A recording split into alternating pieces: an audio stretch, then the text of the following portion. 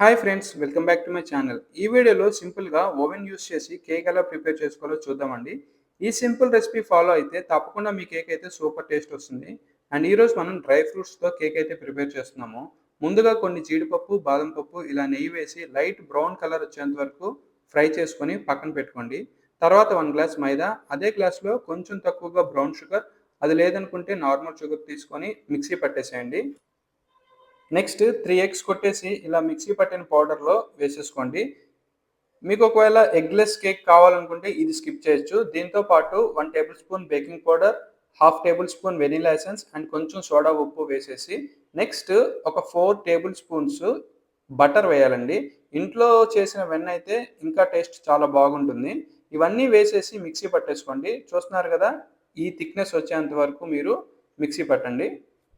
Next ముందుగా మనం fry చేసుకున్న డ్రై ఫ్రూట్స్ ఉన్నాయి కదా, వాటిని ఇలా చిన్న చిన్న పీసెస్లో కట్ చేసుకొని పక్కన పెట్టుకోండి.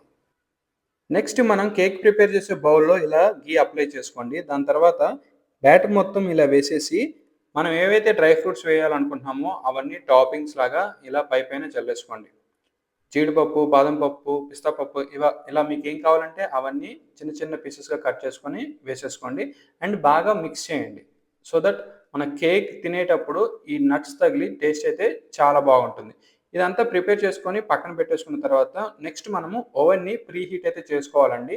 ఇదొచ్చేసి ఎల్జీ ఓవెన్. ఒక్కొక్క ఓవెన్లో ఒక్కొక్కలా ఉంటుంది ప్రీ హీట్ చేసే విధానం.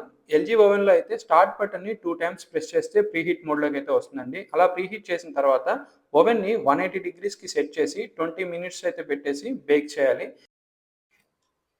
ఓవెన్ ప్రీ హీట్ అవ్వటానికి ఆల్మోస్ట్ 15-20 మినిట్స్ టైం అయితే పడుతుందండి. అండ్ 20 మినిట్స్ బేక్ చేస్తున్నాం. ఓవరాల్గా ఒక 40 మినిట్స్లో మనకి టేస్టీ కేక్ అయితే ప్రిపేర్ అయిపోతుంది.